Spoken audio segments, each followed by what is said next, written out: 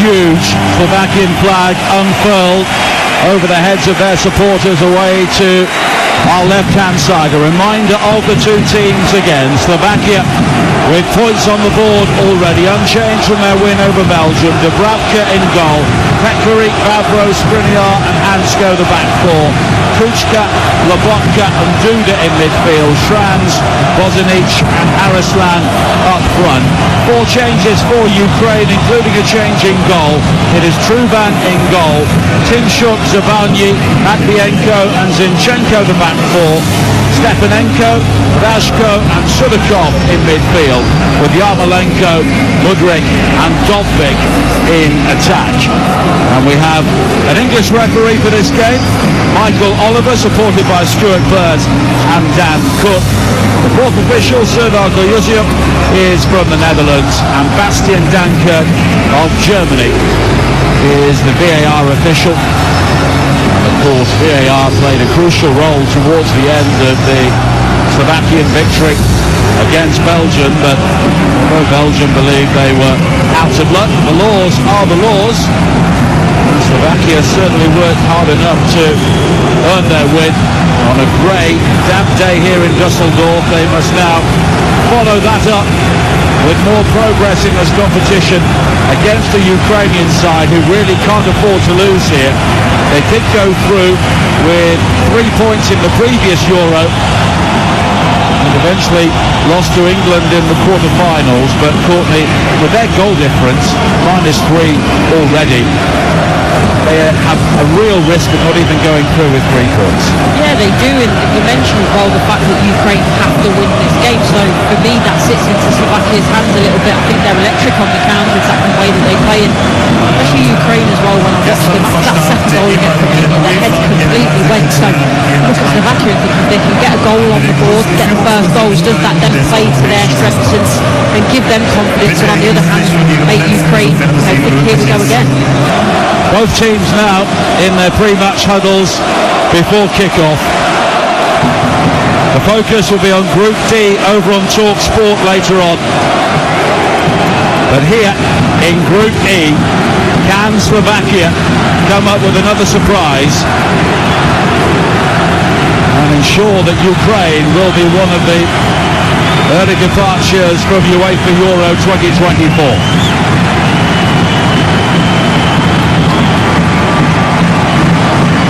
This is such a big day for both nations after what happened on Monday.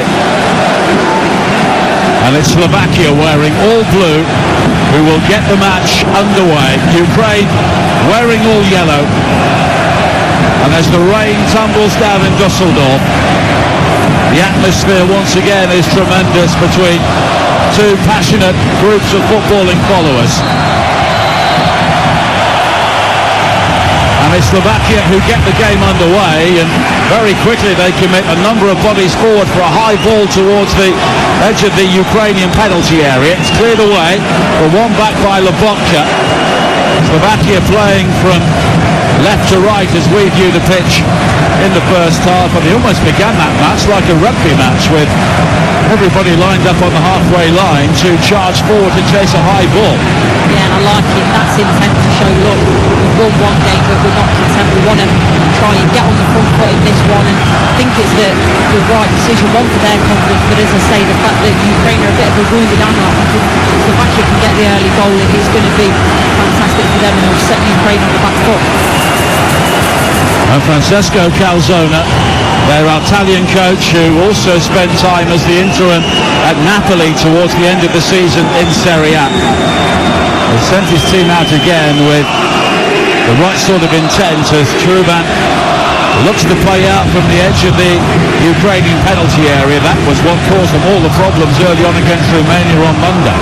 Yeah, it was, and probably why Lunin's been changed, but actually Matvienko, for me, the ball back to the goalkeeper, don't get me wrong, the goalkeeper just needs to put his foot through at Lunin and clear it, but the ball back from Matvienko didn't help the situation either, and I think that's what you get from Ukraine. They like to play possession-based football, they like to play out from the back, but sometimes they are a bit slow with it, they are a bit lax, and I mentioned the way that Slovakia play, and they're quite happy to sometimes go from the mid-block to the mid-press and go to the high press. Very much need to be careful, Ukraine. Bozanic plays It's a good ball wide to the far side. Harrisland now is in behind Tim Shook as he looks to break into the penalty area. Lays it back out wide towards Duda. And now Lobotka, who was the player of the match on Monday against Belgium.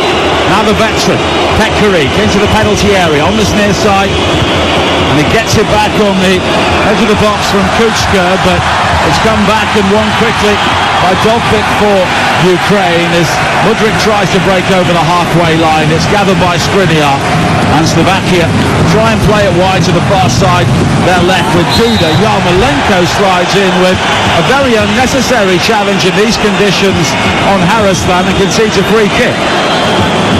As you say, in these conditions, especially early on in the game, there's no need to put yourself in danger. He just about in time pulls out of it, and that's why I think he's managed to stay out the referee's book.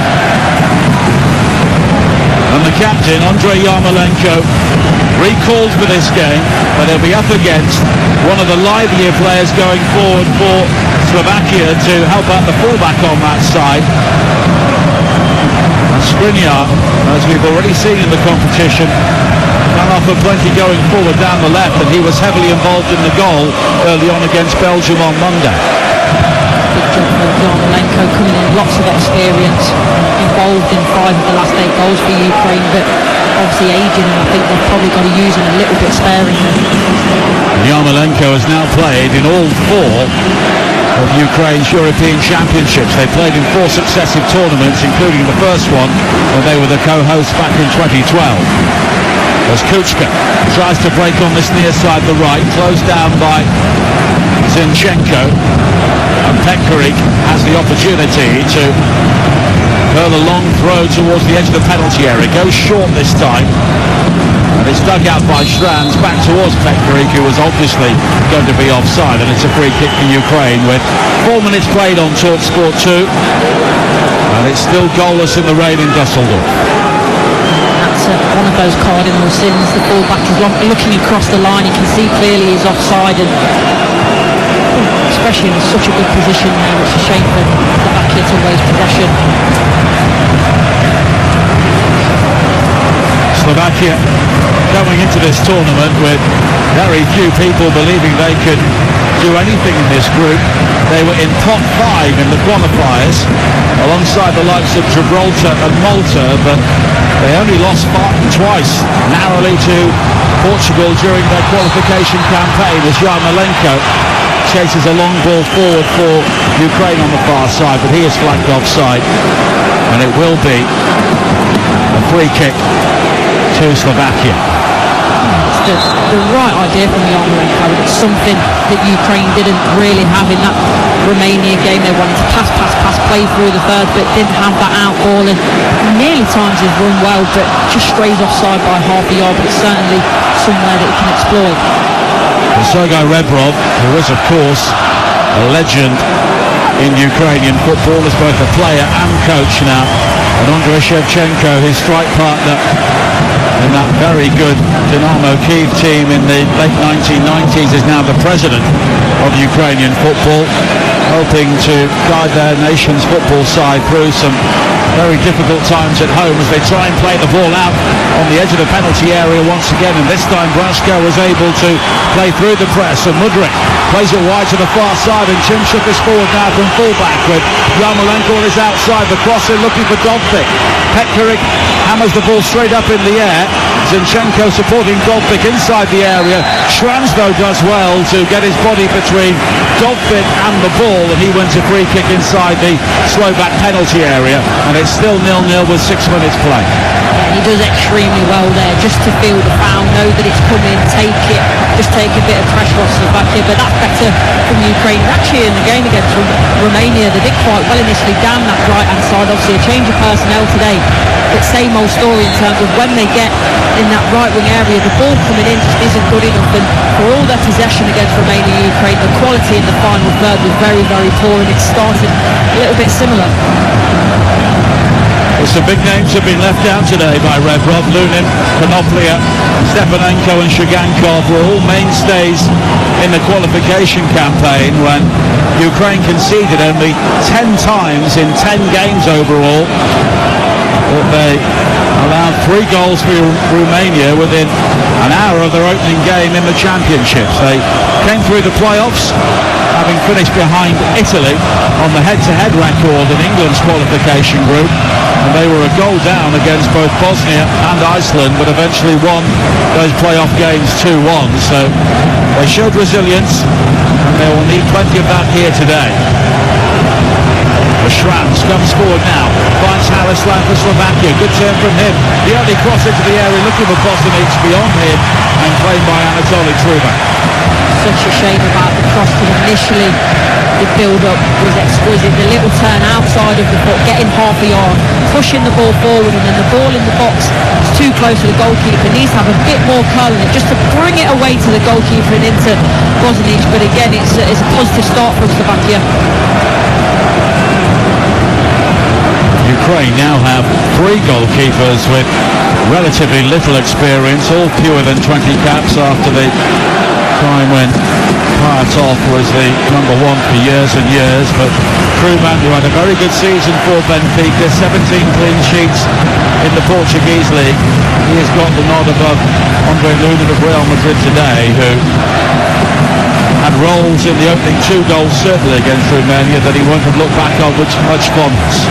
Yeah, very much so. In terms of playing out from the back for the first goal, I think I mentioned it, the ball back to him was poor, but he's got to do better. I think the second goal, certainly the way that it goes under him, squirms under him, it's not coming through too many bodies, so he should have a clear view of it, and you're expecting a keeper of that calibre to certainly push the ball round the post, and worst case scenario, give away a corner, and he'll be looking at that himself, knowing that it wasn't good enough. And it was such a contrast to how tight Ukraine were during qualification, and of course every game was an away game for them as well, which really makes their achievement to even qualify a notable one. And one of their matches this time last year was played in Slovakia when they beat Malta and Trnava by a goal to 0, as Yarmolenko comes forward now for Ukraine.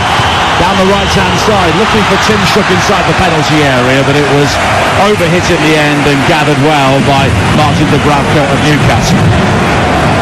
Timshuk, he makes a fantastic run, but he's had to make up a lot of ground there. The fullback making that inside channel run, and Yarmolenko lets him down with the ball. Is completely overhit. Yes, the Dubravka is on his front foot, is ready to come and collect it, but that has to be better. And Timshuk and Yarmolenko, teammates next season with Dynamo Kyiv once again in the Ukrainian League. As Harislan comes forward now for Slovakia.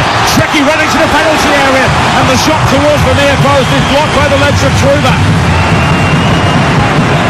And the ball is still loose for Slovakia now around the penalty area. Schranz able to turn down the right, wide towards Pekaric. The crossing was a good one, but headed away at the near post by Zabanye, but the clearance ultimately was poor. Here is Duda now on the far side, challenged by Shaparenko, but he's got support. The low crossing, it's Matvienko, Schranz with a shot, and it came off the near post. And the goal scorer against Belgium, so close to opening the scoring here against Ukraine. Oh, what a passage of play that was, Slovakia. I don't know how the ball's not gone in the back of the net. I don't know if Truba makes a save there as well. I don't know if he actually pushes it onto the post, but initially, Ukraine, again, you've got to look at your defending. There's 9v4 in the box, but they don't lay a glove on Slovakia, and that was one of the issues in their first game as well, in terms of that defensive rigidness. Yes, they've got the bodies back, but someone's got to go and engage, be aggressive, get the ball again. It's a little bit of a mix-up, comes off the defender, and just about in the end, Ukraine managed to clear the ball, but I don't quite know how they got 1-0 down. At the other end, Mudryk chasing a high ball forward with that shock of blonde hair, but it was claimed by Dubravka. The first effort from Harislan was kept out well by Truban at the near post, and then there was some comical defending from Matvienko.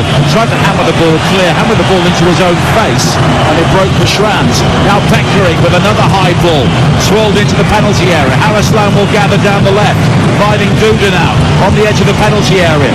Duda's got the opportunity to come inside, fires in the shot, but drags it wide of the near post. 11 minutes played. We were wondering if today would be the day when Ukraine would finally actually joined the party at the Euros, but so far Slovakia have been the dominant side.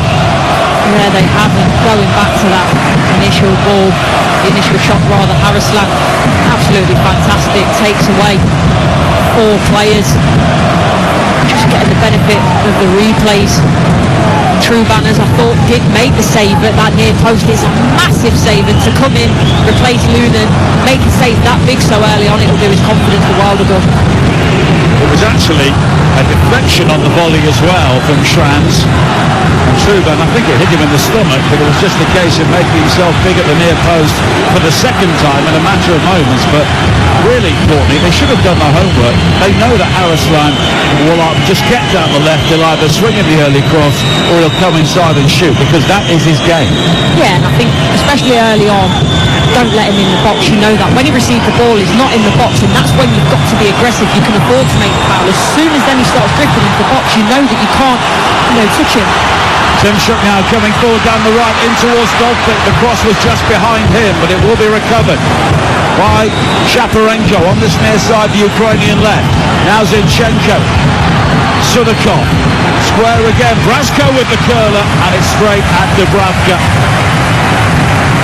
And the youngster Vladimir Brasko, only his 6th appearance for Ukraine, made his debut in the playoff semi-final, but he's a player that clearly Revrov rates, and he's come up with the first effort on target there for Ukraine with 13 minutes played on TalkSport 2, but it's still goalless in Dusseldorf. Yeah, it's nothing that's going to trouble Dubravka there, but I like it the way that he takes it, soul rolls it, brings it out on his right-hand side. But when he hits it, for me, there's no belief in that shot. He doesn't really hit through it like he thinks he's going to put that in the top corner, but it's more positive from Ukraine, certainly, especially when they went down the right-hand side with Timchik to try and get it into Dovbyk. I felt so sorry for him in the previous game because he was starved of service so incredibly. I think he barely touched the ball, so at least they're trying to get him in the game, because we know he's a fantastic player, top goal scorer in the league last season. Zabanyi heads the ball away for Ukraine. Everything for them coming down the right-hand side, and Yarmolenko, the captain, in the opening stages. Looking to go beyond the Vodka, slipped into Dolphic on the edge of the penalty area. Sudakov in support, but the challenge comes in. And Harrisland has it now on the far side. Now Lobotka. All the way back towards Hanshko of Feyenoord. His ball down the line on the left is blocked by Yarmolenko. And you could talk about rankings all day, Courtney. Slovakia 48th in the world, but they're a good side. Yeah, they are, and I think they can mix it up as well. Defensively, they're very solid, they're very aggressive, but they're quite happy to play the ball out from the back as well. Obviously, they'll go direct at times, but they've got a little bit of everything in this tournament so far. They've certainly shown that again in this game so far. They've shown that, and they're very unlucky rather not to be 1-0 up. Well, Ukraine have never kept a clean sheet in 12 previous games at Euros finals, and they have creaked defensively so far here, but it's still 0-0 with 15 minutes played as Slovakia, wearing all blue today, bring it forward again, but there's a poor ball played back in field by Duda, but it's quickly recovered by Vavro, and now Schranz in towards Lobotka, wriggles away from the first challenge and then the second, and he's still going up to the edge of the penalty area. Then he is dragged to the floor by Brasko, and it's a free kick for Slovakia about 20 yards out right of centre. Very obvious. It's 2 hands. He just pulls him back. No getting away from that. Right in the eye line of the referee as well, and this is a free kick right on the edge of the area, just to the right hand side of the box. But Lee suits the left footer more. It's a very dangerous area. And that's why David Hanshko, the fullback, is over this. Kuchka and Duda are also expressing an interest. But Hanshko scored a couple of goals in qualification. And he's a regular goal scorer, relatively speaking, for a defender with Feyenoord in the Eredivisie. Ukraine have a very tall and very long wall with Georgi Sudakov, the drafted Sluder, stood behind it, so it will jump, and there were 4 players in a Slovakian wall before that. But it's Hansko who curls it, beaten away by Truban, who I think had a good look at that and was able to make a comfortable save. Well, he did. It's well struck, but Truban very much equal to it. But that wall, Slovakia wall rather, in front of the Ukrainian wall does its job. They're just trying to obscure it. See the player on the end of it ducks just to create that little bit of space, trying to whip it round, but not high enough for me to beat Truban. Arslan now hooks a high ball to the far post, Schranz with a header, and Ivan Schranz has scored again. The match winner against Belgium opens the scoring against Ukraine. And the player who hadn't scored for 3 years before this Euros has now scored in both of the opening games. And Slovakia are becoming one of the real stories in Germany. They shocked the Belgians, and now they're ahead against Ukraine. And the team that nobody thought would do anything in this group could be heading through already. Well, in terms of the area that he picks up, very, very similar to the Belgian game. Opposite side of the box, he used his head this time, but just lurking around that back post area. Ukraine don't pick him up, the defending's poor again. It comes from a quick throw in, very, very similar to one of the goals they conceded as well in their last game. So Ukraine certainly haven't learnt their lesson in terms of that, and it's just a little bit of a hooked ball over. There's not necessarily a lot of action on it, it's just being put in a good area. Yet again, Slovakia 1-0 up, and what a story this could be for them. Slowly faced, Revrov in the technical area, Shevchenko in the posh seats, because 2 legends of Ukrainian football are seeing their team fall behind. Once again, you're listening to Euro Game Day live on TalkSport 2, presented by Carling, the UK's #1 lager. 18 plus, please drink responsibly. 18 minutes play, Slovakia 1, Ukraine 0, and that is entirely with the way this game has gone so far.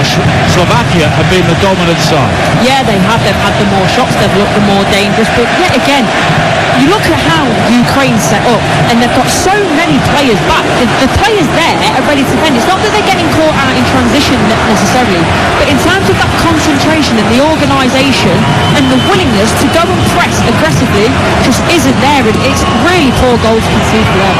Now Tim Shook coming forward for Ukraine at the other end, but it's being cut out, and then Yarmolenko has to slide in, and Rob Arslan, he was heavily involved in the goal against the Belgians, and it was his cross. It was a hopeful cross, just hooked into a general area, but Schranz with a good leap, but he was not picked up.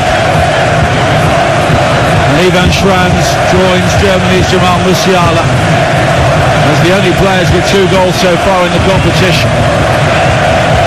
Sometimes what you've got to do, and it probably shows the good relationship that these Slovakia players have in terms of sometimes you've just got to get it in an area and know that your teammate's going to be there, your teammate's going to attack it, and that's certainly what happened for them. And now it's about the next step for me. I think you need to keep going, don't just sit back. This is a Belgium, can you go and get a second goal? And I really think if that's the case, that very much like the Romania game, that second goal I think will put Ukraine to bed. I think confidence wise it will absolutely shatter them.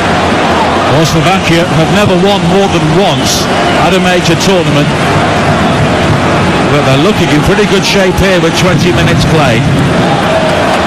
Schranz back towards Petkovic and Lobotka, who ran the game against Belgium, and he started in similar fashion here. Hasn't he? You look at him and thought, right, what a great job he did on Kevin De Bruyne there defensively, but actually it's about what he brings on the ball as well. He comes, he collects it, he plays forward, his passing accuracy is very good, and he sets the attack for Slovakia as well as putting out fires. Schranz on the near side, challenged by Mudryk, and it's back to Zinchenko. Now Shaparenko, but Duda works hard to win it back. And Slovakia here are playing so much of their football inside the Ukrainian half. This is what they need as well. I think it helps them physically to be on the ball a little bit more. It was such a tough shift against Belgium, so physically I wondered how they were going to come into this game, how they were going to cope, would they be feeling it in their legs. But the best thing to do in terms of that is to keep the ball and have it in your control. It's a throw-in for Ukraine on the far side. 21 minutes played. Don't forget, coming up later on today in Group D, 5 o'clock over on TalkSport from Berlin, it is Poland against Austria. Then in the east, we're staying in the east in Leipzig, it is a big one tonight, the Netherlands against France at 8 o'clock. Both those games over on TalkSport. And the other game from this round in this group is tomorrow night. What a massive game for Belgium against Romania. Must win for them as well. And if it stays like this here, long way to go, and Romania win that game, the group is done. Now Mudryk coming forward for Ukraine.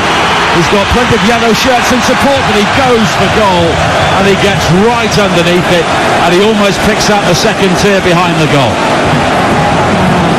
Same old story with Mudryk. There's so much talent there, there's so much ability, so much pace, but it's that decision making in the final third wide. You know, he does maybe get the criticism. To the right hand side, he's got two players with him, just slip them through, but to take that shot on all of 25 yards out, it's the wrong decision. It's as simple as that. Vavro back towards Dubravka again, and Slovakia here at the midpoint of the first half on TalkSport 2 have got Ukraine exactly where they want them, leading by a goal to nil, and they have nullified anything coming forward at the other end. Now Vavro of Copenhagen wide towards Petkari on this near side. He plays in the German second division as a high ball forward towards Bozanic. He brings the ball down, but he's penalised as he hammers the ball over. And they do have players who play for big clubs. Slovakia, of course.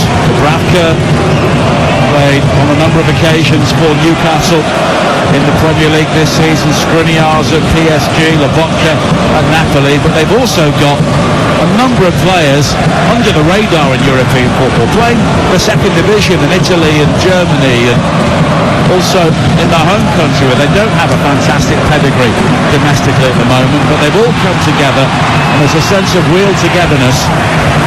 And there is method, but there's also a bit of ingenuity as well. Yeah, and I think you've hit the nail on the head there, Nigel. It's about, this is a team game, it's as simple as that. So you can have all the standout stars if you want, but they've got to work together. They've all got to be on the same page, and obviously as well the manager has to set them up in a way that they know how to play. They're capable of playing. You've got to get the tactics right. And it's all coming together in that way for Slovakia in terms of, you know, the team is better than the sum of its parts. Now Kuchka, infield again towards this near side, and Schranz, who has scored both of their goals in the competition so far. Here is Skriniar, back towards Vavro again, and they look for that high diagonal to seek out Hansko down the left. Tim Schuck with a header away, but Hansko wins it back. Araslan again swings in that first time cross, but only picks out Zinchenko at the far post, who guides it back towards Truba. And that's the time he's got to look up. There's a time and a place, and you see from the goal he's facing forward so he can whip that ball in. He can see blue shirt so he can find an area, whereas that time had a little bit more time. I think he thought he could have took that on his back foot and gone on a bit of a run. So a bit of a wasted ball from him that time around. 25 minutes played here on TalkSport 2, watching the action in Dusseldorf, where Slovakia lead Ukraine by a goal to nil, and they are heading for 6 points out of 6 and a place in the round of 16. The actual maths say they'll be through if they win this game and Romania win or draw, but 6 points you're going through whatever happens. Now Matt Bianca. Again, it's a poor ball back towards the Bandi. Puts him under pressure. He hammers the ball downfield. Vavro with a leap of, or a yelp of pain as he leaps to keep the ball in play on this near side. But Slovakia have the ball back in their possession. Vavro finding Lobotka on the halfway line. He has really taken on the Marek Hamšík role, Slovakia's all-time record appearance maker and goal scorer. I remember him seeing England give a lesson in how to keep the ball at Euro 2016 as an opportunity for Hansko to break forward again now. Comes in field to find Haraslan. Duda on the edge of the penalty area. He goes down under the challenge of Zavanier, but no free kick given this time. And Yarmolenko has it for Ukraine on the far side, but they are losing so many one-to-one battles in the wide areas against the Slovakian players, and that will always put them under pressure. Yeah, Harrison is causing all sorts of problems, isn't he, out on that left-hand side. For me, when he comes across, I think he can unleash the shot. Chooses not to and finds his teammate on the edge of the box. In the end, he gets dispossessed. But from Slovakia, get the ball into him, get him running with that Ukrainian back line, so they really don't know how to deal with him. Well, the Slovakian supporters are chanting Este Jeden off the field at the moment, which means one more. And you can agree with him. If they score again in this game, I think it's done, because Ukraine would know that having been beaten heavily in their first game, realistically they would need to score 3 themselves in this one. Now Hansko forward again from fullback, plays the ball in field to Haraslan on the run, but he's just beaten to it by Zavanier on the edge of the penalty area, and now Sulikov turns well for Ukraine. Of course, a goal for them would change everything. 27 minutes played, Slovakia leading by a goal to nil. Sulikov back to Shaparenko, who is back from 2 years out with an ACL injury, and now it's played forward by Matvienko. Mudryk in space, Dolfik inside the penalty area, turns in field, fires in the shot, but it's brilliantly defended at the near post by Vavro to concede the corner when Dolfik seems certain to score. Absolutely brilliant. Class defending here. Dolfik does extremely well, twists and turns, sits the defenders down, but then in the end that last pitch block to make sure that that's not going goalwards. It was Pekaric who in the end made the challenge, the 37-year-old. Trinchenko will take Ukraine's first corner on this near side, driven into the near post and sliced into the side netting by Bozanic, and that could have gone anywhere. Trinchenko will try again. Short this time to Mudryk on the left-hand side. High cross to the far post is headed away by Hansko. Back towards Mudryk. The curling shot is deflected, and on the stretch at the far post it's jabbed wide by Yarmolenko, but Ukraine's best moment in the game by some distance. Yeah, and that could have gone absolutely anywhere. The deflection as that shot comes in from Mudryk for Yarmolenko. Managed to get something on it, but it's going to be so difficult to prod that goalwards, but that's better from Ukraine against Romania. Yeah, plenty of corners, but most of them were awful, quite frankly. Didn't even beat the first man, so the fact they've gone short there, changed it up, changed the angle of attack, they have learnt from that first round game. 29 minutes played on TalkSport 2. Slovakia 1, Ukraine 0. You're listening to Euro Game Day Live, presented by Burger King. Bring home the ultimate food satisfaction. Get your favourites delivered now. Duda. Wide to the far side and Hansko. Now Haraslan, who has been the danger man for Slovakia down the left, and Trans, the player who scored the goals, down the right. But it's back again to Skriniar, the captain. He thought he would be the star of the team, but there have been so many stars for Slovakia so far. Haraslan again comes in field, but the pass is just deflected beyond Bozanic. Hammered away on this near side, but it's a poor defensive clearance. Trans almost wins it back, and in the end it's simply hammered out of play by Brashko, and at times Ukraine have been overrun just in front of their back four. Yeah, they have, but I love this intent and actually the tactical nous and knowledge from Slovakia, the fact that they see that ball is slow, so they not just one goes as well. It's not just about one player going, they all go. And now Kuchka inside the penalty area. He goes down under the challenge of Brashko, but Michael Oliver has given a corner kick to Slovakia, and it was flicked on by Trans into the penalty area. Brashko shoulder to shoulder with Kuchka, and I'm not sure that it was Brashko who got the final touch, but a corner's been given. 31 minutes played, and in the air Slovakia have been very strong in both penalty areas so far. Ondrej Duda of Verona will take this. Former Norwich midfielder. And again, Michael Oliver is sorting out plenty of pushing and pulling inside the penalty area. There's a bus queue of 4 Slovakian players ready to split and try and cause havoc. That's what they do now. Duda with the corner, high to the far post, and you can see Michael Oliver was desperately keen to give a free kick there at some stage, and he does so. Yeah, he was, but I like the setup from Slovakia, the way that they have that 4 in there. They fake to go forward, and then it's 4 different runs to varying areas across the box, and actually they did create space there. The ball in wasn't bad either, but there was obviously an infraction there that Michael Oliver saw that he didn't like. It's back to Anatoly Truban. Beaten by a far post header for the goal, and before that he made 2 crucial saves to prevent Ukraine going a goal down sooner. Yarmolenko now brings a high ball down on his chest on the far side. Tymczuk in support. Yarmolenko with a couple of step overs but not really going anywhere. And it's all the way back towards Zabanyik. Blaszko is trying to be the defensive shield for Ukraine, but he's a young player lacking experience, and every time he gets the ball he is absolutely swamped.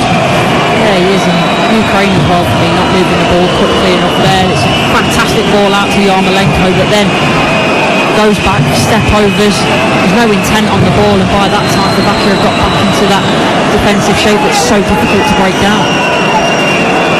5 attempts on target so far in the game, 4 of those for Slovakia, which tells you how the game is going. And Ukraine is seen as a possession team, but they've only had 41% so far.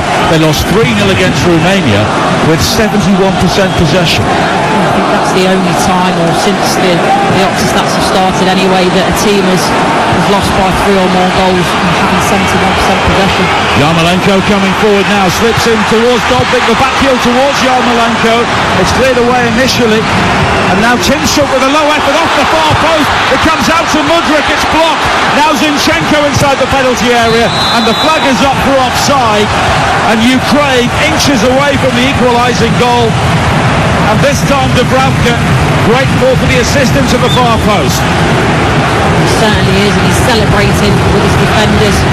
Initially here, Dolbik makes a really good run between the 2 centre-halves, are certainly onside. Decides to flick it back there. I don't know whether he can take that and hit that earlier. I think he can. In the end, a shot that then comes across, it comes off the far post. There's a great block in there with Mudryk following up. And then by that time, the referee's flags up on the far side, and Slovakia just about get away with it. Yarmolenko was offside when the ball came back off the post. In fact, it was a really good save by Dubravka. He got fingertips to that, or it would have gone in. Really good save, isn't it, at full stretch. Tymczuk was getting up from that full-back area on the right-hand side, so it's more positive signs from Ukraine, but we know how far Slovakia will dig in to try and keep that clean sheet. 34 minutes play, Slovakia 1, Ukraine 0 on TalkSport 2 in Group E at UEFA Euro 2024. Slovakia looking for their second victory. Belgium against Romania, live on TalkSport, 8 o'clock tomorrow night from Cologne. As Duda brings it forward now for Slovakia. Hansko with a high cross in over the head of Bozanic, and it's claimed by Truman. It's a shame. I think it's a wasted opportunity earlier in the play. Harrison, fantastic run forward. They played it into midfield instead. It wasn't a bad ball, in all fairness, but then when it comes out wide again, you've got to make sure that deep cross, you can't let the keeper come and get that from that area. It's got to be hit sort of between the penalty spot and the 6-yard box, so it'll give your forward players a chance to get something on the ball. And of course, both England and Scotland are gearing up for their final group games. Details to come in a moment as Vavro is beaten to it by Mudryk. Mudryk pulls it back, but again Dubravka does well to smother the cross with Dolbik lurking to make a tap in. Here is Schranz on the counter-attack now. At the other end, 35 minutes play, Slovakia leading 1-0, and it's another tremendous game at these tournaments. It is really end-to-end in the first half of Ukraine suddenly finding their feet. It's absolutely brilliant by Dubravka. He comes out very quickly, assesses the danger, he makes himself so big. There'll be an argument that Mudryk could do better, but you've got to give credit to the goalkeeper, how quickly he comes out, gets his positioning spot on and makes himself big and makes the chance very difficult. Scotland against Hungary will be on TalkSport Sunday night, 8 o'clock. England against Slovenia, 8 o'clock on TalkSport on Tuesday night. And of course we have all of the games coming up on the TalkSport network, and those are double headers at that stage, and Germany's game against Switzerland will be on TalkSport 2 on Sunday night, and Denmark against Serbia will also be on 2 on Tuesday evening as Slovakia try and come forward again, but Duda's ball forward is blocked, and here is Yarmolenko on the halfway line, wide towards Tymshuk. Tymshuk though is beaten to it by Skriniar at the expense of a Ukrainian throw-in on the far side. Quickly towards Yarmolenko, the high cross in looking for Mudryk, who leaps, but the ball is over his head, cleared away by Hanchko, but only as far as Tymshuk. And now Shaparenko on the edge of the penalty area. Yarmolenko providing the width. The first time cross in is very deep, and too deep in the end, and behind for a goal kick. And I'm not sure that Yarmolenko particularly needed the ball in that sort of area. No, but it's good communication in the end between the Slovakians, the way that Dubravka and Pekaric just make sure that that's left to go out for a goal kick. How many times there do you see the communication for the defender put it out for a corner and then made to pay for it? But I just think this is the point that Slovakia, they really need to manage the game well. Ukraine getting a bit of steam, having a few shots on target, looking more threatening, and just below 10 minutes left of this half. The last thing that Slovakia want to do now is concede, so we've got to just manage the game out as well as possible in this first half. Coverage from Roy Ascot coming up at the end of this game around 4 o'clock on TalkSport 2.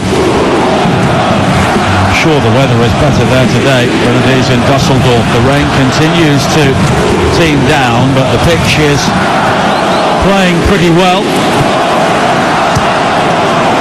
As Slovakia come forward again now. Haraslan on the edge of the penalty area, slipped in towards Schranz, who tries to work the 1-2, but the yellow shirts converge on Haraslan, and it's guarded behind for a goal kick. It's a shame to see what they're trying to do, play that cute little 1-2 round the corner, but although he's not really involved in this, he has a really important part in this play, because he pushes back the two centre-halves, Matvienko and Zabani, just to create that little bit of space for his two teammates, but it doesn't come off in the end.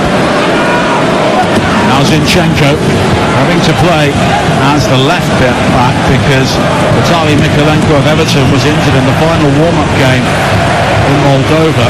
Ordinarily Zinchenko would have been playing in midfield, but as a result Shaparenko has been given his opportunity. He's now barged over on the far side by Duda, and it will be a free kick for Ukraine. Bozinic just standing on the ball. Michael Oliver very quickly tells him to get out of there, and here is Zinchenko on this near side. No, Mikolenko hurts the team in a couple of ways, because as you mentioned, it takes Zinchenko out of that central midfield role that allows then the rest of the forward line to go and attacking as well. Down that side, Mikolenko has that good relationship with Mudryk. Normally that's where Ukraine get a lot of their joy, interchanging with the full-backs and the wingers coming inside, and it's not quite the same relationship. 5 minutes to go in the first half as Shaparenko lofts it wide to this near side, the left hand Zinchenko. The high cross in is behind Dolpik again, headed away well by Hanchko, who was caught by Dolpik in mid-air there, and it will be another free kick for Slovakia. They will be ticking down the seconds here towards half-time, leading Ukraine by a goal to nil. Dolpik's not happy about that. His argument is he's only got eyes for the ball, which he has, but you've got to be careful. He's a big old unit as well, so the way that he goes into challenges, normally it affects players, and you see Hanchko there putting everything on the line, knows he's probably going to get hurt, trying to header that away, but does it anyway. Dolpik, 24 goals for Girona in La Liga this season as they qualify for the UEFA Champions League. Schranz is penalised for a nudge on Zinchenko on the near side, as it will be free kick for Ukraine. And if they lose this game here today, they could get through with 3 points in UEFA 2020, but with their goal difference, you can't really see it happening again as Timchuk comes forward now on the far side, the right, wide to Yarmolenko. Hansko is beaten this time and then takes Yarmolenko down, who I think made the most of it, but it is a free kick in a decent area for Ukraine, almost level with the edge of the penalty area on the far side there, right. Makes the most of it, certainly does. Normally, there's no contact whatsoever. And Michael Oliver's normally a lot better than that, and he thought about it. He didn't blow his whistle straight away. I don't know whether it's for the hand of Hansko, but it does make a little bit of contact with the face of Yarmolenko, but he was already going down because he's diving, and that's why the hand makes contact with the face. But it's a free kick for Ukraine. Zinchenko and Mudryk are over it with 3 minutes to play in the first half, and if this goes in, it will be a controversial moment. It'll either be whipped in by Zinchenko left-footed or flighted in, but it's Zinchenko who goes for goal, and it's blocked at the near post by Dubravka, and Haraslan should be able to guide the ball behind for a goal kick. He's thumped into the hoardings by Matvienko on the far side, but it's a goal kick, and Slovakia will believe justice was done. Wickedly whipped in though by Zinchenko. Absolutely, bags of pace on that. He's trying to catch Dubravka out of the near post. He's quite happy to palm that away. Probably not the most convincing save he's made so far in this first half, but he'll be happy just that ball's away. Ends up going out for a goal kick, and it's crisis averted. Dubravka will take it, and he's just lingering over the restart here, so close to half-time. Another away by Zinchenko at the back. Now Brashko has it. Oh, he's given the ball away for Ukraine. Schranz quickly in field. Now Duda has got the option wide of him. Haraslan, who comes in field, finds in the shot, turned aside by Truban. And Slovakia so close to a second goal. And once again, defensive fallibilities highlighted for Ukraine, and Haraslan kept out by Truban. Oh, this is where styles meet, and it makes for a fantastic game. The fact that Ukraine are lackadaisical on the ball at the back and quite happy to play it round with no tempo, and a team that will high press at times as well, do well, interchange, play the ball off 1 and 2 touch really quickly out to Haraslan, gets a shot off at the end, and Truban makes a good save down it to his left hand side.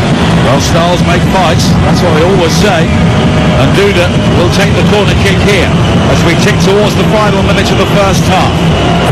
The outswinger from Duda cleared away just in front of the goalkeeper. Acrobatics attempted on the edge of the box by Hansko, but now Shaparenko can play the high ball forward down the left, looking for Mudryk, but covered well by Lobotka. That really was men against boys there. Yeah, absolutely brilliant. He knows that Mudryk's got the pace on him. What Lobotka does very well is use his body, and he's not the biggest of players either in stature, but knows how to use his body, just dips the shoulder in, comes out with the ball, calm and collected, plays it out to a teammate. Absolutely fantastic. And it's back with Dubravka wearing all black, the Slovakian goalkeeper. Clears it high downfield once again. Lobotka guides it into the path of Milan Skriniar, who scored the previous winning goal for Slovakia before this tournament against Poland in Euro 2020. That was their only victory. They were hammered by Spain in their final game, and they went out in the end, but no sign of a repeat here at the moment as Lobotka plays it wide towards Hansko. Quickly down the left-hand side for Haraslan again. The low cross in is blocked at the near post by Zabani. Haraslan wins it back, but as he looked to control the high ball, Yarmolenko again crumples to the turf, and it will be a free kick for Ukraine, and we are into a minimum of 1 added minute. Well, he's disappointed, but he knows exactly what he's doing. He just body checks Yarmolenko there, but the ball now is deep in that Ukrainian final third and only 30 seconds left. If it stays like this, it's been an excellent half from the Slovakians. Slid forward towards goal pick for Ukraine once again, but cleared away by Vavro. Now Pekaric on this near side. High ball from him up towards the halfway line. Bozinic was having a wrestling match with Matvienko, miles off the ball, so as a result Zinchenko can control for Ukraine. And a big 15 minutes coming up for Sergei Rebrov here, because the half-time whistle goes and it's Ukraine who will get the game underway. Pedar Pekaric and Martin Dubravka are still yet to join us. The captain and the goalkeeper. Ukraine are ready to get underway, but Dubravka eventually hairs out of the tunnel and he will defend the goal away to our right in the second half. A reminder of the two teams again. Slovakia, Dubravka in goal, Pekaric, Vavro, Skriniar and Hanchko, Kuchka, Lobotka and Duda, Shranz, Bozinic and Haraslan. Ukraine, Truban in goals, Zinchenko, Matvienko, Zabanyi and Timshuk, Shaparenko, Brashko and Sudakov, Yarmolenko, Mudryk and Dovvik. And Ukraine wearing all yellow against Slovakia in all blue on a rainy day in Dusseldorf, and Slovakia leading by a goal to nil. And we begin the second half with a head injury, and it's Zinchenko and Pekaric who are both down after a fairly hefty aerial duel as they contested the first high ball forward in the second half. Yeah, you see it's quite a coming together. Michael Oliver doing the right thing straight away, knowing that it's a hedge injury there, stops the game immediately. It's a big diagonal ball out from the middle to the left-hand side just to try and get play started. Ukraine trying to get themselves in the Slovakia half, but it was quite a coming together. And Pedar Pekaric plays his club football in Germany in the second division for Hertha Berlin. This is 129th appearance today. Only Marit Hamšík, who is on the bench as the assistant coach, has played more times for Slovakia. Pekaric is back on his feet along with Zinchenko, and they will shortly rejoin the action. And there is a good deal of experience in the Slovakian team. Milan Skriniar making his 70th appearance today. And we look further down the list, Andrzej Duda is also playing for the 74th time, and Juraj Kuchka, 109th occasion, two 37-year-olds in the team, and you would think that would potentially make them vulnerable, but this is a Slovakian team that seems to get stronger the longer the game goes on, as Zabanyi steps in ahead of Bozinic, chasing a high ball forward on the far side. Zabanyi now has been penned in by Bozinic by the corner flag, and eventually the Bournemouth defender runs the ball out of play and gives Slovakia an attacking throw-in.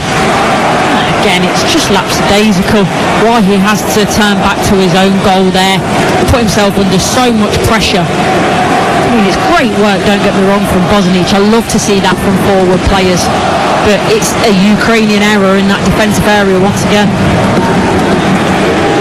This Ukrainian team, in terms of the average age, is the youngest named in the tournament so far, and at times there has been a lack of experience in key areas at key moments as Slovakia try and build from that throw-in. Pekaric forward on the far side towards Shranz, and it's hammered away by Brashko, one of the youngsters, into the crowd on the far side. One or two Slovakian supporters draped in the national flag field the ball, and it will be another throw-in for Slovakia.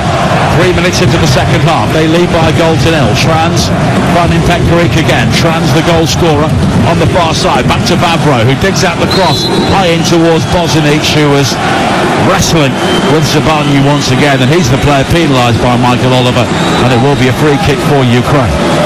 And at least Ukraine switch on to that one.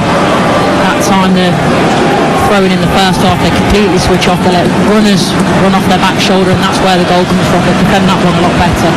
But another ball in field from Ukraine is cut out by Lobotka. Now Skriniar plays it wide on this near side, and he was just caught there late by Yarmolenko, but it was a coming together, and both players are quickly back to their feet. And Vavro under grey skies, plays it wide to the far side. Now a high ball forward from Pekkari, and Braško getting a lot tighter to Kučka than he did for much of the first half. He nods the ball away, but Slovakia have another throw-in on the far side, still leading 1-0 here on TalkSport 2 in Group E. Slovakia for the first time looking to win multiple games at a major tournament. They have been the better side so far overall. But now Duda just slithers on the wet playing surface as he loses out to Zinchenko, who lofts it wide to this near side, and Timshuk. He comes in field from the right to find Sudakov, the playmaker in the Ukrainian team. And now Braško, poor ball forward from him though, cut out very easily by Lobotka. And now Lobotka again playing just in front of the Slovakian back four. And on so many occasions Kučka and Lobotka have just broken things up for Slovakia, and they do so once again. Now Duda wide to the far side, and Pekkari. There, Nigel, Lobotka, how much is getting on the ball, especially when they're playing out from the back, and that's where Sudakov's got to do a lot better in terms of cutting off that passing line in that number 10 role. You've got to dual role, and obviously you've got to do your defensive duties, and he's certainly not doing it well enough.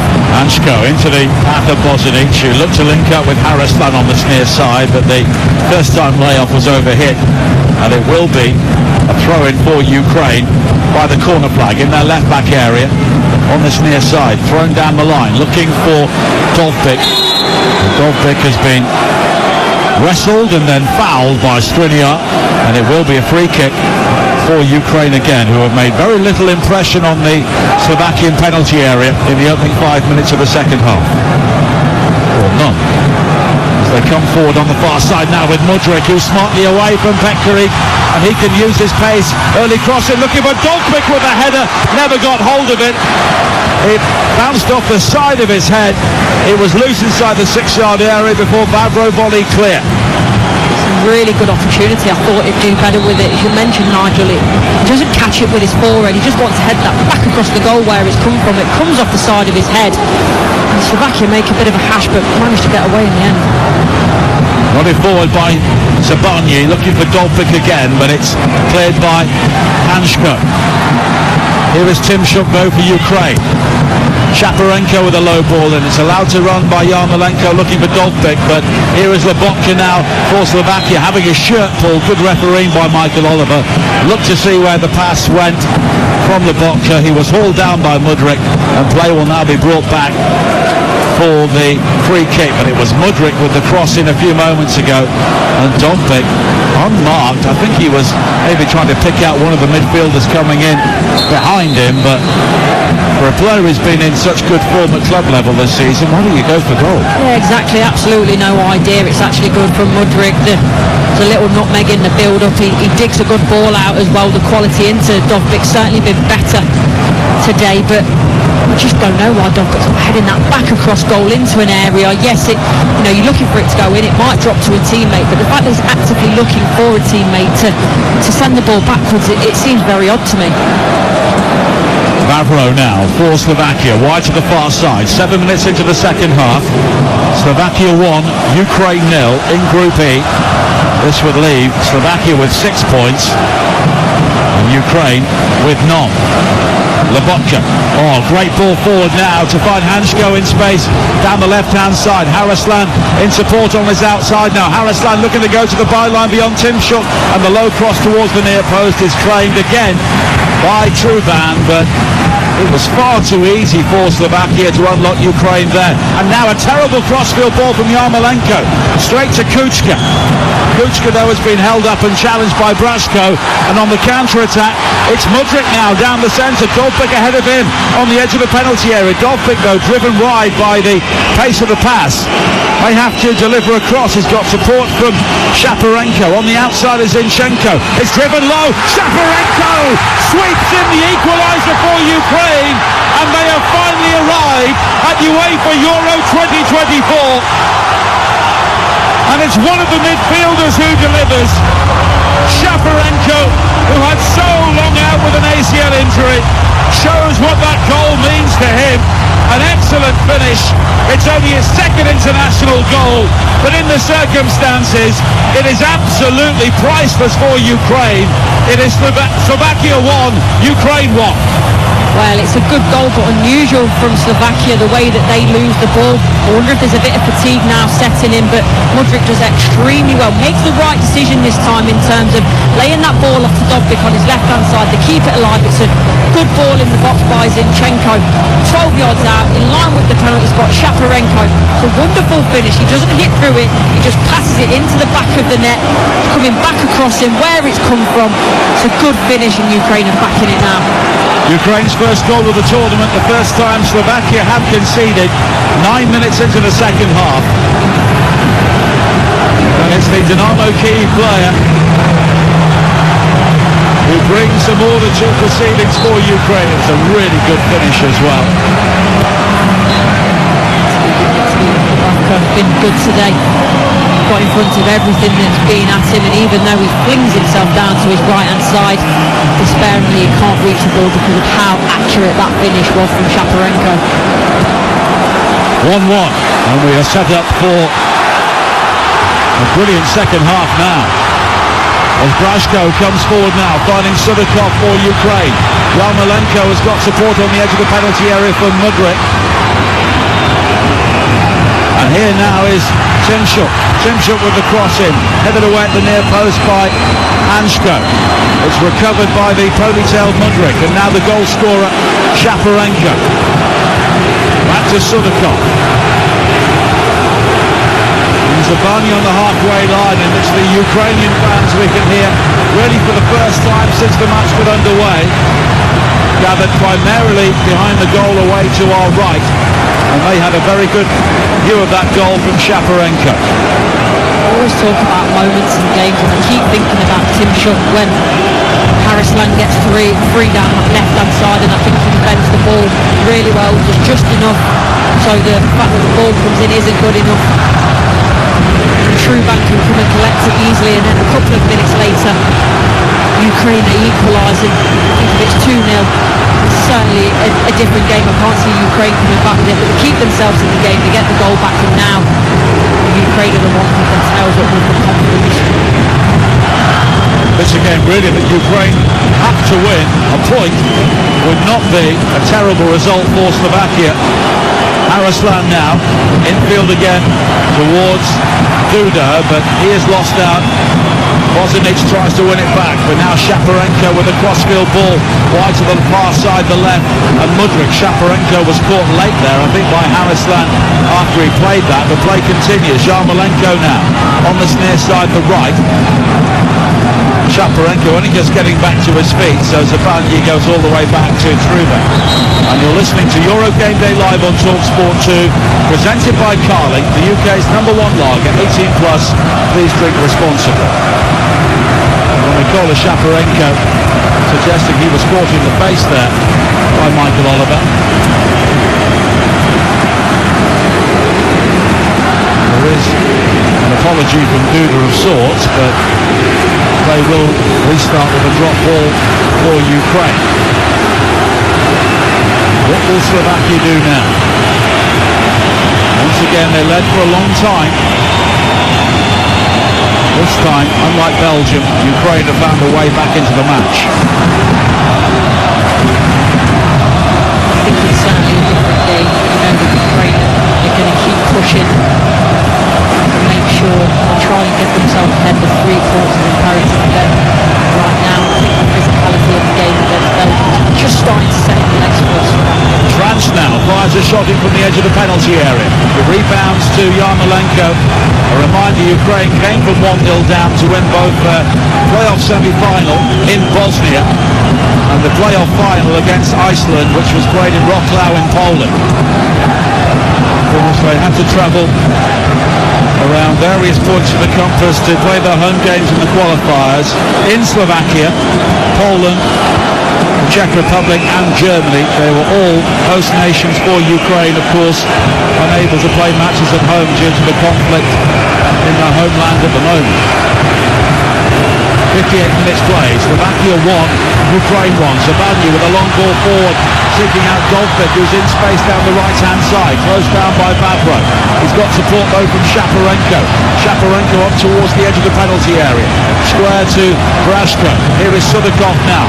Maybe thought about the shot from long range, but instead he finds Shaparenko, and it's lofted high towards the far post, and just for a moment it seemed that Dubravka may be caught underneath that, but he readjusts and makes the claim under his crossbar. Under it a little bit, Shaparenko, and initially it looked like it was flying over the bar, but at the last minute it looked like it's just going to catch the Dubravka out, but I just don't think there was quite enough pace on it to send it over the goalkeeper into that top left-hand corner. Ukraine have only won 3 of their previous 12 matches at the Euros and lost all the rest, but the response here from Slovakia, and a double change as well, and it's Ondrej Duda who is coming off, and he will be replaced by Laszlo Benez. Robert Bozanic will also make way, and David Strelec, who came on to replace him in the game against Belgium, will also come on in this game. He plays for Slovan Bratislava on loan from Spezia in Italy, and Laszlo Benez scored in the warm-up victory against Wales. Plays in Germany for Hamburg, and this is his 23rd appearance, first in the competition. Now on the overlap, it's Tim Schuck with a low ball in towards Goldbeck at the near post, but it's cleared away. And Yarmolenko will quickly take the throw in again for Ukraine, who are in the ascendancy at the moment. 1-1 as the crossing from Tim Schuck is blocked in the near post by Hansko, and it will be a corner kick for Ukraine with an hour played. 1-1 on TalkSport 2.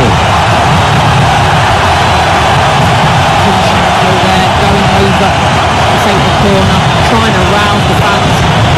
Corner's played short to Shaparenko on the edge of the penalty area. Wide towards Sudakov now. Back to Shaparenko again. The cross into the near post though is headed away by a swooping Pekkari. Tim Schuck now. Knocks it wide to the far side. Zabani with a back pass which will force Truban to come outside his penalty area, because Strelec was in pursuit of that. A long ball forward from him, and the flag is raised for offside against Goldbeck, and it will be a free kick for Slovakia and a chance for them to reset. It's the right decision there though from Truban. He knows that he's been pulled wide out of his goal. Goldbeck won't be expecting a tall ball back or the long ball from his goalkeeper, but it was the right decision, and we saw Lunin make a bit of a hash in the first goal, but the right decision there from Truban. Pekkari tries to bring it forward on the far side, but is lost out. He could be caught out of position here, but Mudryk's ball infield to Goldbeck doesn't find the intended target. It's a hurried crossfield ball as a result from Zinchenko, and I think there's a problem here for Hansko, because he won the ball there ahead of Yarmolenko, and now he has gone down in some pain and has hoofed the ball out of play, and I just wonder if he has a groin problem or something similar. Yeah, it looks that way. As you mentioned, Nigel, as soon as he connects with the ball straight away, goes down. He's obviously felt something as he stretches for the ball. I think there was a ping there as he stretched to win the ball, and that would be a massive blow for Slovakia to lose the final defender. Well, again, it just shows the amount of physical output that these players are having to deal with. They put so much into the Belgium game. They did the same in the first 63 minutes here today, and Calzone was right making a double sub, I think, because Slovakia was starting to look a little bit ragged, and they need a bit of injection of energy into the game now. But Hansko certainly doesn't look comfortable walking off, and that will see him done for the day, I think. He's coming off, and Adam Ober will be coming on to replace him. Plays for Cagliari, only 21 years of age, also came on during the game against Belgium. This will be his 7th appearance, and a big time for a young player to come into the game. 1-1 with 63 minutes play. And they're desperately trying to scrap up Hansko at the moment. I think it's a dangerous game. You saw as soon as he stretched, you saw the reaction, and I understand what an important player he is, but to continue and to potentially do more damage could be really detrimental. Wenger is watching on here today, along with his former Arsenal colleague David Dean. Shaw is looking very closely at the offsides. Now Tim Shaw comes forward now, a high ball in again, and again, just for a moment Dubravka had to backpedal, but he watches the ball go behind, and Hansko has returned, but now at least.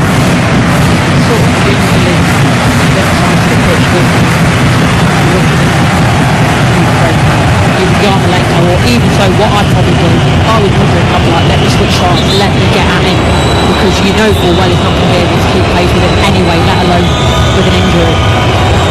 Martin Dubravka was deep in conversation with Michael Oliver on the edge of the penalty area there. I'm not sure what that was about.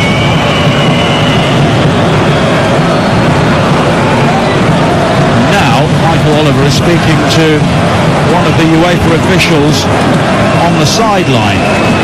So clearly Dubravka has pointed something out, and as a result Michael Oliver has passed that on to the UEFA delegate here.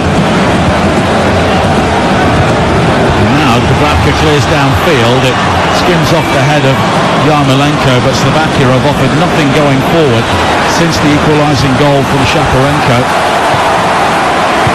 And I think with 25 minutes to play they may start considering a point to be a very good result. Yeah, certainly it was, even before the game that it was going to be a very good result. They know the backs up are against it now, that Ukraine are trying to get ahead, and especially Hansko now when he's tried to run for that ball. He doesn't look comfortable whatsoever. He's coming off. Skriniar has made that call, I think. He's off the pitch now, so back on again. Alexander Zubkov will also be coming on soon for Ukraine, and that will be an attacking change. That was taken down well by Strelec. Brings down a high ball, the sumptuous first touch here, and he's found Arslan, who quickly switches it wide to the far side, but the flag has been raised against Shrans. There will be the opportunity for Slovakia to get Hansko off, I think. And there will be another change as well, with Tomas Suslov coming on. Artem Dovbyk is coming off for Ukraine. So a premature end to the game for him on his 27th birthday. Roman Yaremchuk replaces him, and Yarmolenko will also be replaced by Alexander Zubkov. Interesting one, that. I think Dovbyk played quite well. He's got himself in some good areas in the box. He's ran the Slovakian back line back, and especially down the edge of the penalty area, so quite surprising. Well, Hansko goes off, and Arslan is the other player to be withdrawn, so it will be a straight swap really, with Suslov coming on to replace him. Naturally, especially if Arslan has put so much work in down the left-hand side, so to get him off, as mentioned earlier, the back in now, they've got to inject some energy in the game. They know it's going to be a good old shift now in this last 20 or so minutes. Zubkov is a player that Rebrov knows very well, because they both won Hungarian titles together with Ferenc Varos before Zubkov moved back to Shakhtar in Ukraine. Midpoint of the second half here, 1-1 on TalkSport 2. Ukraine equalising in the second half after Slovakia had dominated so much of the first, as Matvienko goes all the way back to Anatoly Truban. Ukraine been in the ascendancy since the equalising goal from Mykola Shaparenko around 14 minutes ago, and Shaparenko is on the ball again here. Caught out across there, Slovakia. Normally they work together so well, but you're just starting to see them get a little bit ragged. The communication's quite good, and the new players coming on the pitch as well. Now Shaparenko running Matvienko. Zinchenko now has the armband, but he finds Mudryk, who tries to deliver the cross in, but it's blocked by Shrans, and it will be a corner for Ukraine. Kylo Mudryk will take it.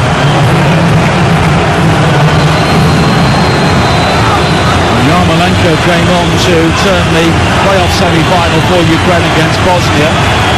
Scored the first and made the second in the closing stages. Mudryk with the corner in, headed away by Pekaric and volleyed further clear by Lobotka towards this near side, but there's a sense of anywhere will do for Slovakia at the moment.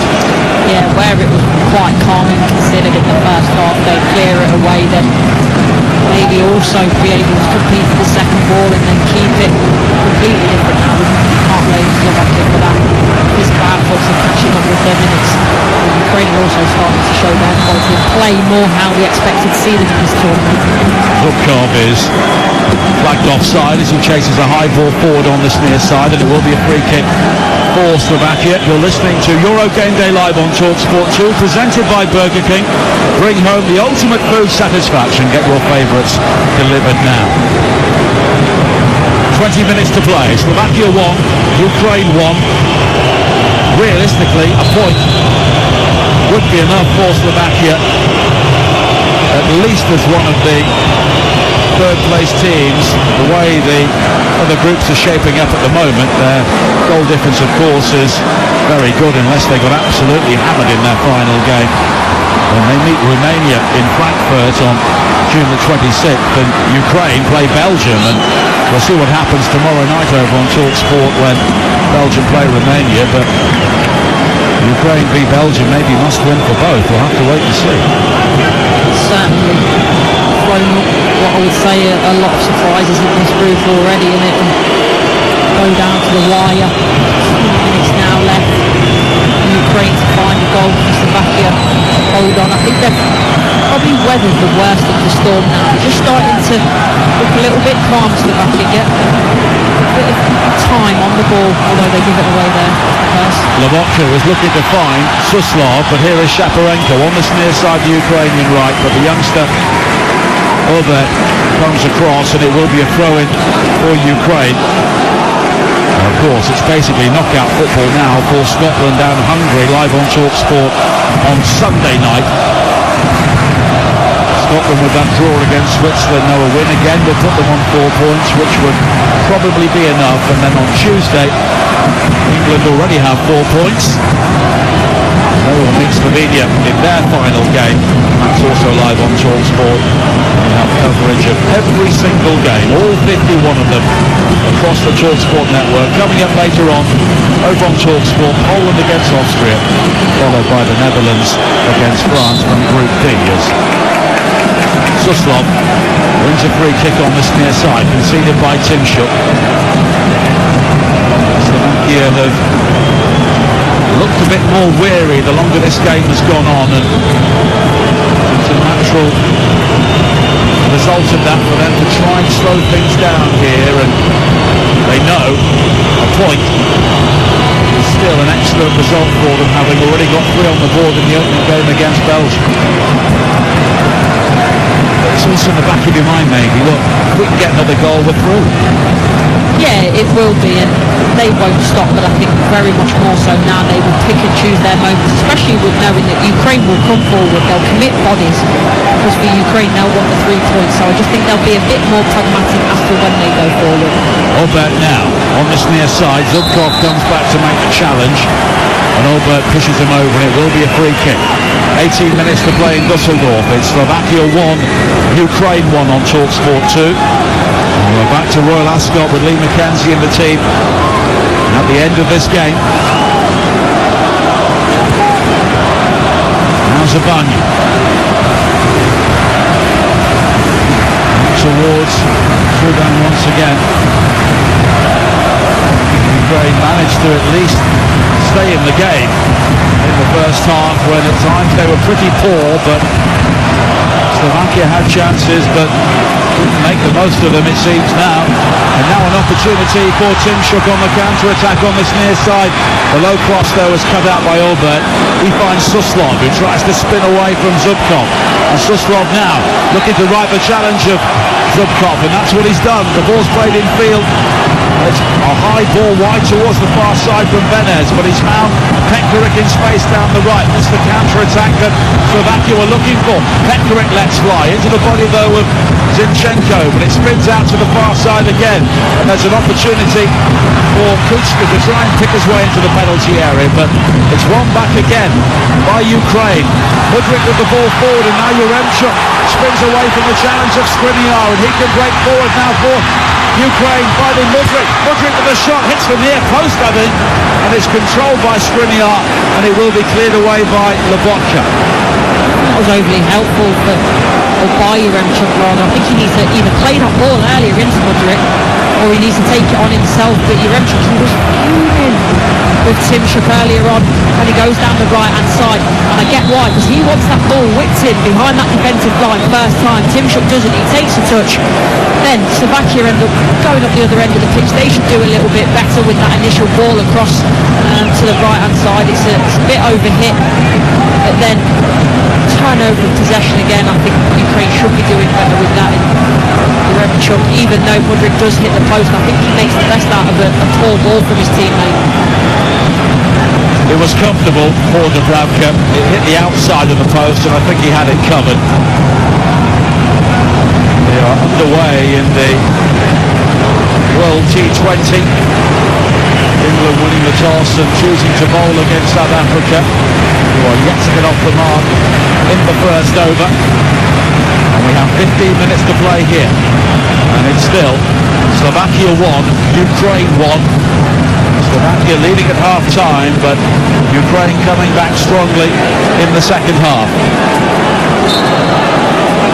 And the decision was made to go with two strikers for Ukraine and get Mudryk closer to Yaremchuk, and as a result they've looked a much more dangerous side going forward. Although it was surprising that Goldberg was the player who was sacrificed to achieve it. Yeah, it was. He quite a good game. I like the positions that he picked up. I like his movement as well, the way that he finds himself in dangerous areas. And for me, it was more the lack of service rather than his performance. But Yaremchuk, in all fairness, since his command has looked good. But as you mentioned, he's benefited from a little bit of a change in formation that showed off the ball as well. Now Timchuk on this near side, wide towards Shaparenko.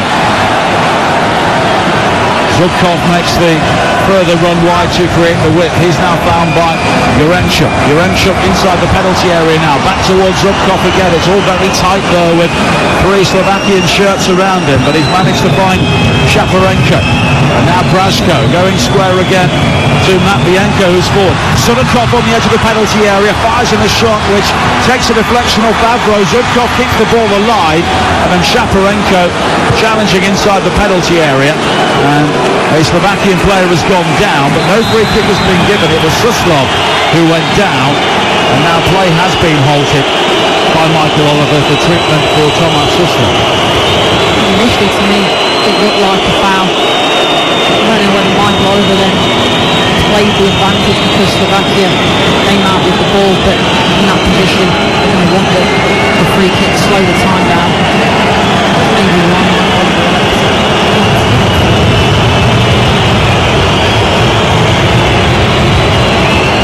Sudakov with the initial effort, which was blocked by Vavro. It could have gone anywhere inside the penalty area, but Suslov is okay to continue. And it will be a drop ball for Ukraine just inside their own half. Here is Zabanya. Wide towards Timchuk. Timchuk losing out though for Suslov. It almost broke a promising area for Benez, and now there is an opportunity for Schranz to try and bring it forward. Strelec in support, infield to Kuchka.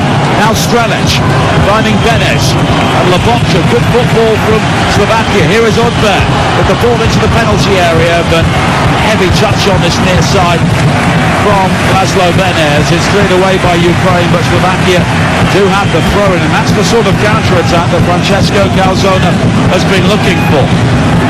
They're obviously tired, but Ukraine can't afford to keep giving giving the ball away or making short passes that gives Slovakia that opportunity in the press, because you see when they do get the ball back, when there's a little bit of space, they still look dangerous. Now Matvienko back towards Anatoly Truban. We're not seeing the high press from Slovakia we saw at times in the first half. Zabani's got the opportunity to stroll forward 40-30 yards and find Zubkov. Back towards Zabani again, 12 minutes to play. Ukraine know there is a winning goal in this for them. Matvienko going wide towards Zinchenko again.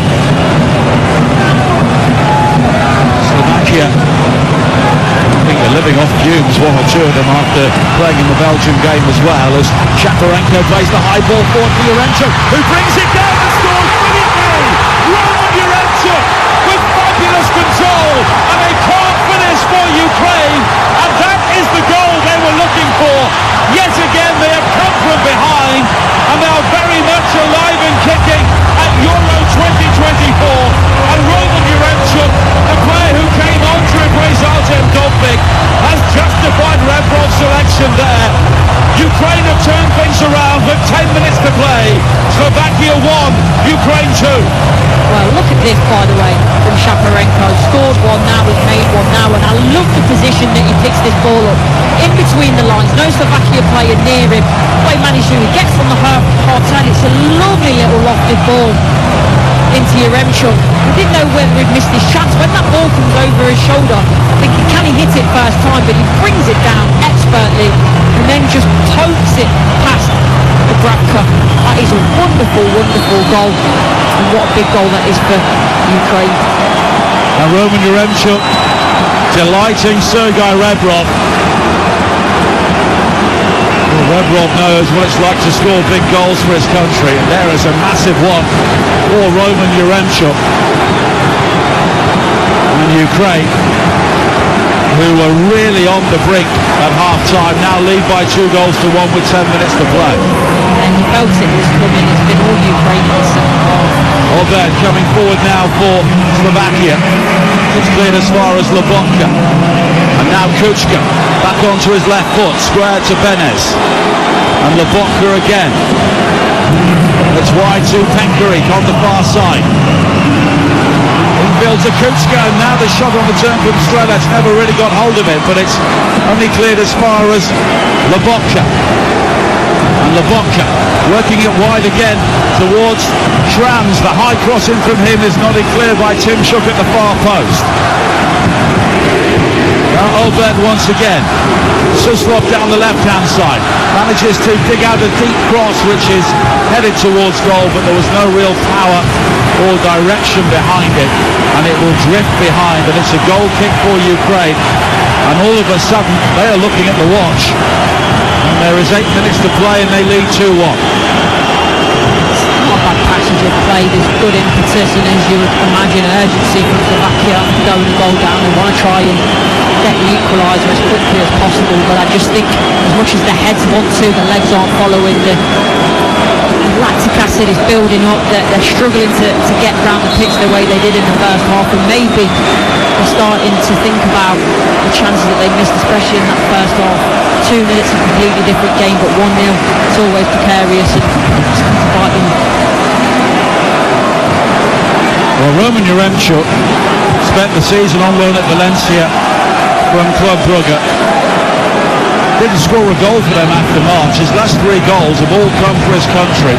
He came off the bench when they were a goal down against Bosnia away from home in their playoff semi-final. Scored the first, made the second for Dovbyk in the last minute. And now he has stepped off the bench once again to put them ahead. And this will completely change the complexion of Group E if it stays like this. And it will pile the pressure on Belgium tomorrow against Romania. Really good. I mean, for all the fans involved in these nations, it's nail-biting. For the neutrals that are watching, it just makes for such a fantastic group. Obviously, the tournament overall, the amount of goals we've seen, the quality of the goals we've seen so far, and the upsets that the likes of Slovakia and Romania have given us as well is made it really exciting for everyone to watch. Now Vavro for Slovakia, 7 minutes to play. They led for so long, but now they're 2-1 down. We saw Albania in similar circumstances come back very late against Croatia.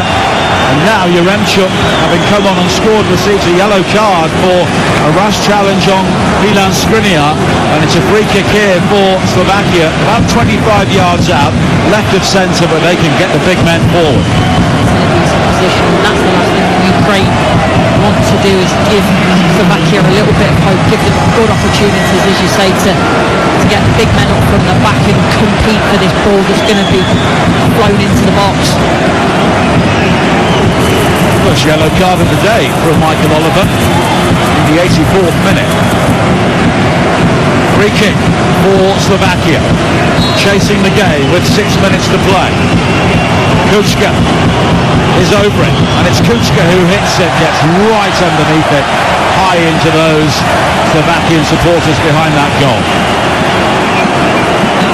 You want to get that ball in the box, get some competition for it, not try and find the goal from there, and it was an awful free kick. Mikhailo Mudryk coming off for Ukraine. And he'll be replaced by Ruslan Malinovsky. Three Genoa players on the pitch now across both teams. And Vladimir Brashko, who has done well in the second half after a difficult first half, will now make way for the experience of Serhij Zadorchuk.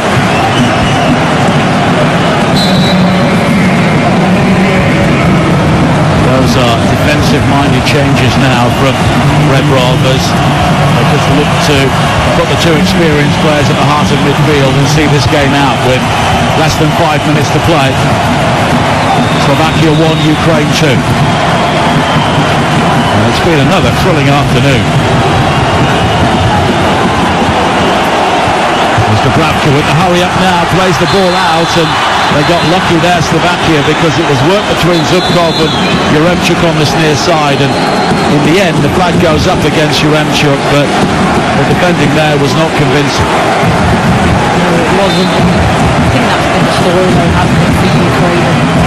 They are to progress in this tournament. That's certainly something that they've got to change, that defensive solidity, and there's times where playing it out from the back and the tempo's far too slow is giving the opportunity for whether it be Romania, whether it be Slovakia, to come in and nick the ball, or sometimes just completely giving the ball away because of the lack of quality of the passing. Lobotcha with a high ball wide to this near side, taken down well. The ball is quickly worked in field. Leo Sauer, the final teenager, has also come onto the field now for Slovakia, and he has replaced their goal scorer, Ivan Šranc. Sauer, only 18 years of age, Slovakia's youngest ever international. This is third appearance.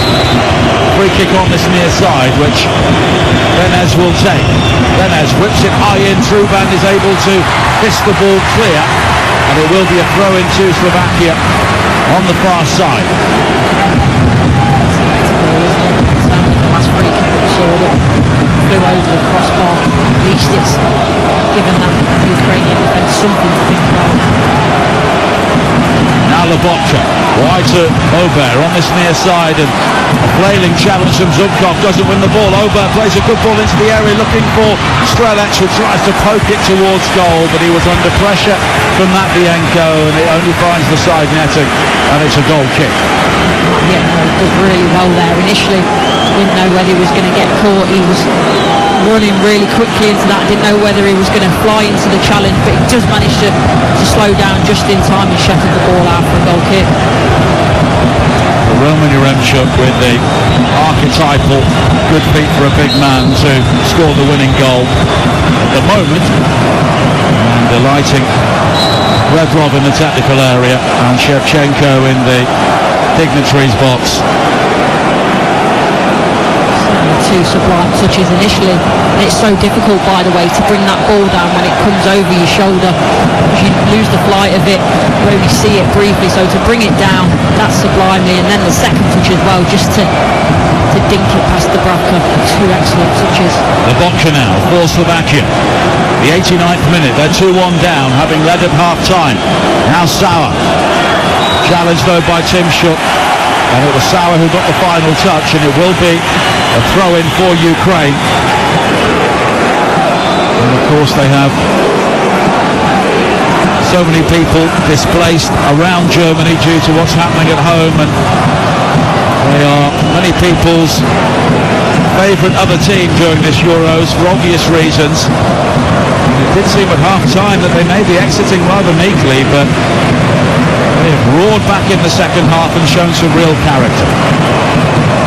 Now Skriniar, wide towards this near side for Slovakia. Odbert with the cross, blocked by Tim Shook at the near post. It will be a corner. And we are heading towards the 90th minute. I think Tim Shook has been very good in the second half. He wasn't fantastic in the first, but certainly made up for that. Benez will take the corner. In conversation with Suslov first of all. It could be the shorter option. But it's Benez who swings it into the near post. It's flicked on, but in the end it will go behind, and it's a goal kick. And it was the right sort of delivery, right sort of touch, but nobody waiting at the far post as there was for their goal. It was a good delivery, flat to the front post, knowing that there was going to be the runner in the, you mentioned Nigel, the flick on was a good one to that far post area that Slovakia has scored both their goals from in this tournament, but nobody there just to tap it in the back of the net. Minimum of 5 more minutes.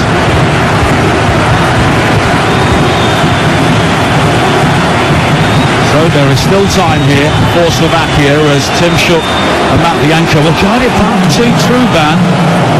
He could have picked that ball up, but instead he hammers the ball into the crowd. Just looking at him, he's lost it. What are you doing? It's a very strange decision. Slovakia. Right towards Skriniar, back towards Slovakia again inside the centre circle. He conjures something up here for Slovakia very late in the day. Vavro slides it down the line. It took a deflection, so Petrick could allow this ball to go behind for a corner, and that's what happens. In fact, I think a free kick was a free kick given. No, in fact, Michael Oliver has given the corner kick in the end. There was a coming together between Zinchenko and Petrick, but again, Slovakia here can send forward Skriniar and Vavro. But not before there was a change here for Ukraine, a defensive change whilst defending a corner kick. And it's Maxim Talaverdov who will come on to win only his 4th cap, and Nikola Shaparenko, who scored the equalising goal, goes off. It's a big call, very rare that you see a substitution made in a defensive situation like this. Corner kick, whipped in towards the near post, headed away by Yaremchuk. Vavro with a missed kick, with a goal at his mercy, and it's hammered to safety, and that was the chance. That was it, and I think his eyes lit up, probably thinking in the back of their head, this is the moment, and for that split second where you've got that in your mind, you take your eye off the ball, completely miscues it, and the moment disappears. Now an opportunity for Vavro again. Infield to Slovakia, wide to the far side. It will force Benez to stretch for it, but he's done well to win it back, and in the end though I think the decision and the throw-in has gone Ukraine's way, and we are into the 93rd minute, and Ukraine still lead here by 2 goals to 1. We're off to Royal Ascot at the end of this game, but there is still time for Slovakia to save themselves.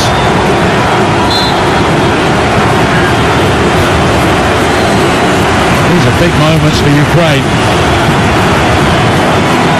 Losing their first game, but with the opportunity here to draw level with Slovakia and of course go above them on the head-to-head record as well.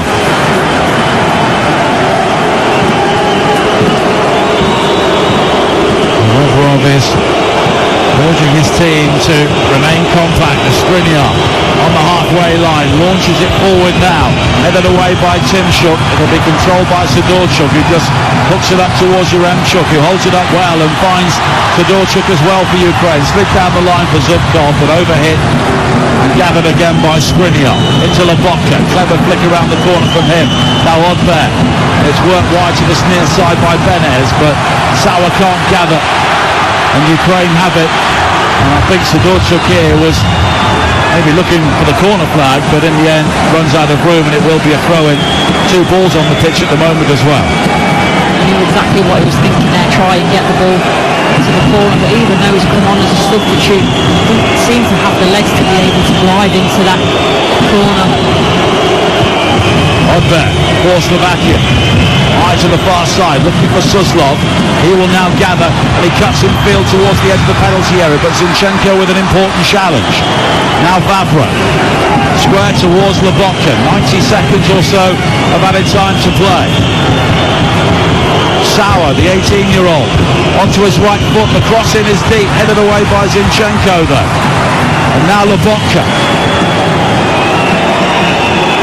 Sauer is the option wide of him. Odbert back towards Lobotka. Slovakia running out of time here. It's square to Skriniar. He goes for goal. Ambitious effort. It was blocked by Yaremchuk about 30 yards out, but Slovakia have the ball back again. Vavro turning inside. It's attack against defence now for the remaining seconds of added time. Lobotka forward towards Sauer on the edge of the penalty area. It's all so tight, but instead it drops to Benez. And here is Skriniar now, wide to the far side, looking for Suslov. He's closed down by Sudakov. Suslov though looks to wriggle to the byline. He's won a corner, he thought, but I think the goal kick's been given in the end. You can see by the Ukrainian celebration now, I think it was Sudakov, gone out for a goal kick, and that will just about bring an end to the proceedings, and Ukraine coming away with a much needed 3 points. Well, it will change this group completely. Romania will be on top with 3 points, but it's a victory for Ukraine. Their players sink to their knees in celebration.